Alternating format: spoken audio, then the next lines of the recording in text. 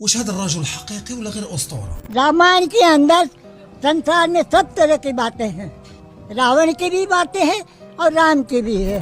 سيرام بابا شخصية هندية وهو واحد الشخص غامض وغريب الشكل ديالو وما مفهومش حتى عند هنود براسهم. سيرام بابا هو واحد الرجل كبير كيزور القرى في الهند من غير مرات قليلة وكيغبر تاني. فين كيمشي من اللي كيغبر قلبت كاع المصادر المتاحة وترجمنا اللي قدرنا عليه من الهندية كله شنو تيقول، والغالبية تيقولوا انه كيمشي يتعبد في الطبيعة، ولكن ما معروفش اين بلاصة بالضبط وما معروفش فين كيعيش بتاتا ولا كيفاش كيعيش، حيت راه باين كبير في العمر وما عنده لا عائلة لا نسب وما متورخش اصلا، حيت ما لقيتش تاريخ الزتيات ديالو ولا شي معلومة شخصية عليه. كيبان غير شي فترات معينه في العام غير باش يجي يعاون شي ناس عندهم امراض صحيه ولا نفسيه، والقبائل عندهم كاملين تشوفوا انه شي رجل حكيم، وكاين شي وحدين تيشوفوا انه رجل دجال، حيت في كل مره كيبان كيخلي الناس في حيره بداكشي اللي كيدير، حيت قال لك كيعالج الناس مرض بشي طرق اعجازيه ولا كيتنبأ بشي حوايج غتوقع ولا كيجيو الناس من انحاء البلاد باش يستاشروا مع حياتهم. لدرجه شي وحدين كيقول لك انه عنده شي اتصال مع شي عالم اخر، وكاين اللي تيشوفوه نبي كاع.